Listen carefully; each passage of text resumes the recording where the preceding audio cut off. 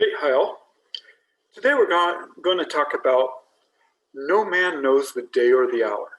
But what does no man know the day or the hour of?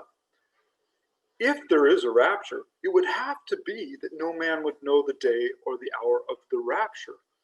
For if it a second coming happened after the rapture, then it would be announced. The rapture would announce. It would start a countdown from the one return to the next return, because so often we're told that there's a 7-year interval between the two.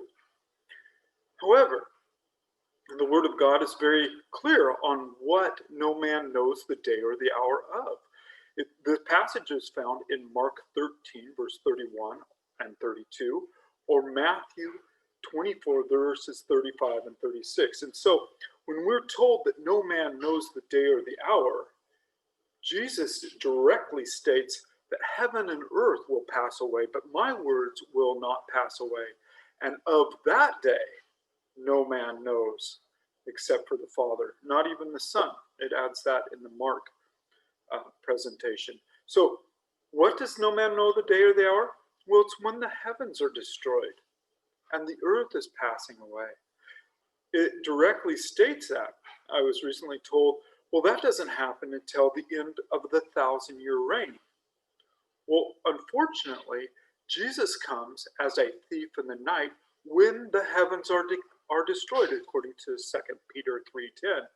So if Jesus comes as a thief in the night, he only does that prior to the 1,000-year reign. He doesn't do that while he's already here ruling and reigning for 1,000 years. And so you can't say, oh, well, heaven and earth pass away at the end of the 1,000-year reign. No, heaven and earth are destroyed at the time that he comes, because he comes as a thief in the night when the heavens are destroyed with a great noise. There's a theme here about the heavens being destroyed. We see that in Matthew, we see that in Mark, we see that with Peter. But it doesn't stop there. The heavens are destroyed at the resurrection of the dead, as it declares in Job 14:12. Man lies down and does not rise again until the heavens are no more. So we have this theme that the heavens are destroyed. Wait a minute. We have a resurrection of the dead, according to Job, at this point. Paul declares that when we are changed in a moment, in a twinkling of an eye, that's at the resurrection of the dead. That's what he calls it. It's 1 Corinthians 15. And it doesn't start with verse 51, as so often we are led to believe. The passage starts way sooner with the context, even as early as verse 12, that Paul is starting to talk about this event. And he calls the event in verse 42 the resurrection of the dead. So we have this event that Paul declares is the resurrection of the dead, in which the dead are resurrected and they get their physical bodies back. Why would they want their physical earth suits back unless they're going to be on earth ruling and reigning for 1,000 years with Christ? So when does that happen? When the heavens are destroyed. The event in 1 Thessalonians 4 is also about the dead. Paul does not want us ignorant about those who are asleep, the dead, for they will return with him, it says in verse 14, and they have their physical bodies rise first to meet their spiritual bodies in the air. Because as 2 Corinthians 5:8 tells us, to be absent from the physical body is to be present with the Lord in the spiritual body.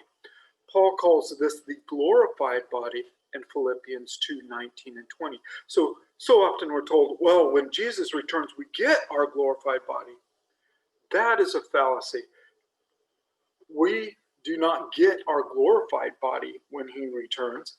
What we get is, we're told that those resurrected from the dead are changed from perishable to imperishable, or corruptible to incorruptible, whichever version you prefer.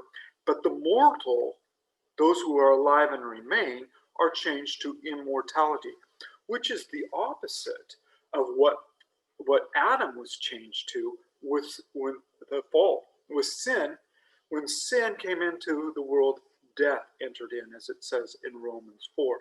And so Paul was immortal, and he was changed to mortal. So what is being restored here for this 1,000-year reign is the original design of what Adam was created for. And we find this immortality defined in Isaiah 65, verse 20, where we're told that if a child were to die, or if a person were to die during this period of time, at the age of 100, he would be considered a mere child.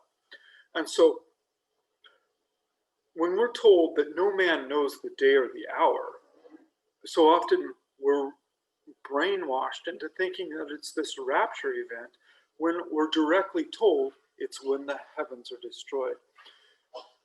That in itself eliminates the possibility of a rapture that happens prior, because if a rapture were to happen prior, it would cause that countdown, which the Word of God directly states that Jesus comes as a thief in the night when the heavens are destroyed. So you can't have two events that both come with an element of surprise when there's a 7-year countdown involved. All right, hope this is helpful. Take care. God bless.